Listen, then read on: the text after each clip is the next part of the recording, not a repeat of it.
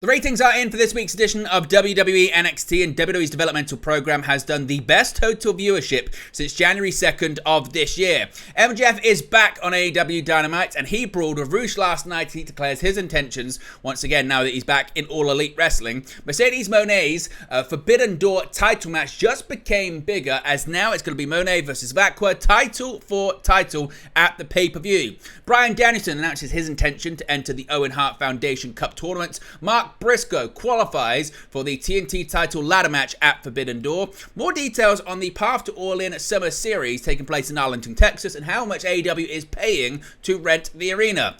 An international championship match is set for next week's edition of AEW Dynamite, and Alicia A. Tout is All Elite.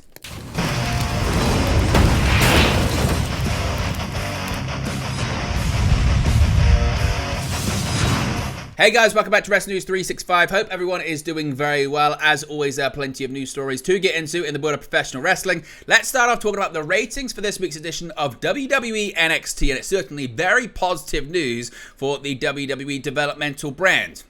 This past week's WWE NXT, which was the go-home show for Sunday's Battleground PLE, threw up contrasting results in overall viewership and key demographic ratings. According to WrestleNomics, the average overall viewership for the June 4 edition of NXT registered a 9% gain from the previous week, with 768,000 people tuning in for the show, compared to 703,000 viewers for the May 28 edition. This was the highest overall viewership for an NXT show since the first show of this year on January 2nd. The viewership for the show also had a 90% higher number than the previous 4 weeks. Now, while the overall viewership grew significantly across the 700,000 mark, the ratings for the show in the key demographic dipped by 8% to 0.22 from the previous week's 0.24. But the ratings for the show were higher than the previous 4 weeks, with a 10% gain than the average of last month. Of course, this week's show featured the in-ring debut of Jordynne Grace on NXT television, where the TNA Knockouts World Champion faced off against Stevie Turner ahead of her match against Roxanne Perez for the NXT Women's Championship at Battleground. The NXT Heritage Cup was also defended on the show by Tony D'Angelo, who got the better of Damon Kemp 2-0. The show closed with former AEW star Ethan Page signing his NXT contract days before his battle with NXT champion Trick Williams, who came out to confront the new WWE superstar. So what do you make of these numbers, and what do you think it means when it comes to people waiting to see what the ratings are for AEW Dynamite later on tonight? Let me know your thoughts about that in the comment section below. Now, MJF, speaking of Dynamite, he is back on AEW television. MJF had an in-ring promo segment on last night's episode of AEW Dynamite, having been out of action with an injury for the entirety of 2024. MJF took aim at several members of the AEW locker room upon his return, including AEW World Champion Swerve Strickland, Kazuchika Okada, and recent fan favourite Will Ospreay. While MJF had individual insults for each of these names, he would go on to mention that no one else could say they were the best in the world. He went on to list some of professional wrestling's world biggest stars, such as Bryan Danielson, Cody Rhodes, Samoa Joe, Adam Cole, and Hiroshi Tanahashi, noting that he has beaten all of them. MJF would then be interrupted by Rush, who wondered where his return celebration was since he returned to the AEW scene. After some more choice words between the pair, including MJF using an offensive phrase in Spanish directed at Rush's mother, the interaction got physical as Rush ran to the ring. The segment would end in a pull-apart brawl as multiple security, referees, and authority figure Christopher Daniels had to run out to try and break it up. What did you make of MJF's return, and what did you make of a feud with Rush moving forward on AEW programming? Now, Mercedes Moné has a big match coming up at Forbidden Door, and it's just got even bigger. The wrestling world has been abuzz with excitement after New Japan Strong Women's Champion Stephanie Vakwa had a tense stare down with TBS champion Mercedes Moné on last week's episode of AEW Dynamite. Now, the stakes between Vakwa and Moné's inevitable collision have been increased. The match is now expected to be a title-for-title match. Moné appeared via vignette on this week's episode of Dynamite. After reminiscing about her incredibly successful run in New Japan, she took credit for Vakwa's rise to fame and claimed that Vakwa didn't even know how good she was until their match at New Japan Resurgence 2023. Moné then referenced her infamous match with Nightingale, where she suffered a potentially career-ending ankle injury that resulted in the New Japan Strong Women's Championship slipping just past her fingers. Moné now seeks Vakwa's title, as she feels the title was made for her. as of this recording. Vacqua has yet to respond to Mone's challenge. However, according to AEW social media, Vacqua and Mone's match at Forbidden Door is now officially slated to be for both the AEW TBS Championship and the New Japan Strong Women's Championship 2. The two women will clash in Long Island on June 30, 2024. Currently, Vacqua has held the New Japan Strong Women's Championship for 88 days, and Monet has held the TBS Championship for just 11 days. Of course, Monet dethroned Nightingale at Double or Nothing and has been undefeated since debuting at AEW at Dynamite Big Business in March of this year. Now, Bryan Danielson has declared his intentions when it comes to the remainder of his full-time in-ring career. Bryan Danielson has revealed big plans for his final year as a full-time wrestler in AEW on last night's edition of Dynamite. Danielson has declared his intention to participate in the Owen Hart Foundation tournament in order to secure a title match at AEW All in London at Wembley Stadium. After the Blackpool Combat Club picked up a victory in Wheeler Yuta's in-ring return match against CM Al Magnus, Volador Jr., Rugido, and Esfinge, there was a backstage segment from only one BCC member. Bryan Danielson had a backstage segment where he spoke to the camera about having previously noted that he was entering his final year of his career. Despite the number of marquee matches that he participated in, Danielson noted that he hadn't actually won any of them, saying that after hearing that the winner of the Owen Hart Foundation Cup tournament would get a title shot at AEW All In at Wembley Stadium in London, he felt fired up in a new way and was determined to enter. Bryan Danielson closed by noting that this chance might be his last shot, but it was the best shot of his career, upping the stakes for the upcoming tournament. What do you make of Bryan Danielson's entry, and do you think that's an early favourite to win the whole thing? Let me know your thoughts about that too.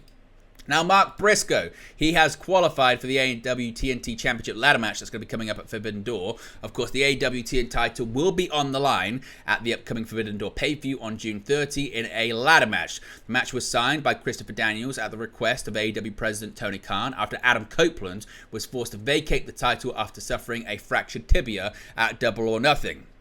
Konosuke Takeshita was the first man to qualify as he defeated Penta El Zero Miedo on the May 31st edition of AEW Rampage, and he'll be joined by the current Ring of Honor World Champion Mark Briscoe, who successfully qualified for the Forbidden Door ladder match after defeating Brian Cage on the June 5th edition of Dynamite. Takeshita and Don Callis were watching on from the crowd to scout whoever came out on top, and it's safe to say the Alpha will have his hands full as the master of Redneck Kung Fu has qualified for Forbidden Door. Briscoe has yet to hold a championship in All Elite Wrestling, but is one of the most successful performers in Ring of Honor history, as he has 13 Ring of Honor Tag Team Championship reigns with his late brother Jay, and a stint with the Ring of Honor 6-man Tag Team Championships to go with his Ring of Honor World Championship that he won by defeating Eddie Kingston at Supercard of Honor. The final two qualifiers have yet to be announced, but one man who will be eyeing up the match is Jack Perry. The former FTW champion was originally going to be handed the TNT Championship by the Young Bucks following Copeland's injury, which prompted Daniels to interrupt and set up the ladder match for Forbidden Door. However, given Perry's association with the AEW EVPs, there is every chance he can find his way into the bout between now and June 30, even if he loses or isn't even involved in a qualifying match. Now, let's talk about the Path to All In Summer Series. Been a lot of talk about this, hasn't there? All Elite Wrestling recently announced they have partnered with the city of Arlington, Texas, to host the Path to All In Series at the Esports Stadium beginning on July 20. The series of events will include 4 live episodes of AEW Collision, 1 taped episode of AEW Collision, and the Ring of Honor Death Before Dishonor pay-per-view, which takes place on July 26. Now, WrestleNomics have been able to discover a few more details about the residency, with one financial note being that AEW is paying a half-price rate of $232,000 to use the venue across a 6-week span, with the local tourism organization potentially granting the company money or incentives to offset these costs, as the events are set to bring in a healthy amount of revenue for the city. The figure of $232,000 breaks down to $112 going to the Arlington Expo Center, which will be paid in 2 installments before the company moves in, while the rest will go to the Esports Venues LLC company for the use of the building's broadcast suite that is located on site. AEW is set to make that money back and more based on ticket sales alone. The report from WrestleNomics suggests that the Esports Stadium will be scaled for a total of 1,290 seats. This means selling just over 5,000 tickets, or selling out 4 of the events at an average ticket price of $45 will cover the rate that AEW is paying to use the building. While this residency takes place, episodes of AEW Dynamite and Rampage are still set to take place in locations around the United States, but no dates or locations have been announced at the time of recording, as the July 17 edition of Dynamite in Little Rock, Arkansas is the latest event announcement the company has made. What do you make of this number, and what do you think on the potential for AEW to make their money back and more? Now, an international championship match is set for next week's edition of AEW Dynamite. Will Ospreay might be set to face the AEW World Champion at Forbidden Door, but he's still the AEW International Champion and must defend the title. In the opening match of last night's episode of Dynamite, Rey Fenix won a chaotic four-way match that also included Kyle O'Reilly, Orange Cassidy, and Jay Lethal to win a shot at Ospreay on next week's Dynamite. Lethal seemed to have the match sewn up, but as Lethal basked in the limelight, Fenix struck with a roll-up for the victory. Although Fenix won the match by the skin of his teeth, he has proven himself to be a capable competitor in AEW. Fenix overcame current IWGP World Heavyweight Champion Jon Moxley in September 2023 to win the AEW International Championship and defended it twice in his 20-day reign. Fenix ultimately dropped the title to Cassidy in October 2023. Fenix is expected to face Ospreay for the International Championship next week, just 18 days removed from Forbidden Door 2024. Ospreay is undoubtedly one of the biggest obstacles Fenix has had to overcome in recent memory, but if he can overcome the current international champion, Fenix would join Orange Cassidy as one of the only people to become a two-time AEW International Champion. And finally, a new hire has been confirmed for All Elite Wrestling. In a match on last night's Dynamite, Mark Briscoe, as I mentioned, defeated Brian Cage to advance to the ladder match at Forbidden Door to determine who will become the next TNT champion. After his victory, Briscoe was interviewed in a video that was posted to AEW social media by brand new AEW hire Alicia Atout. Later taken to Twitter to confirm the signing, Atout wrote, quote, "Cat's out of the bag. I'm beyond excited to officially announce I'm All Elite. See you every Wednesday, baby, at AEW." Now, Atout has previously been an interviewer from MLW and independent pro wrestling promotions, and is known for her interactions and moments with MJF that have gone viral in the past, as well as being in a real-life relationship with MJF himself now. So, seemingly, they're now both working for All Elite Wrestling. But there you go, guys. Just the latest pro wrestling news for you. Be sure to smash a like on the like button. Be sure to subscribe, bottom right-hand corner. As always, let me know your thoughts in the comment section below, and I'll speak to you again very, very soon. Hey guys, thank you for watching, listening, streaming, or however you come across this video today. Be sure to click on the video on the right there to watch our next video, or click the bottom there to subscribe, or the bottom right hand corner. Thank you very much, and I'll speak to you again very soon.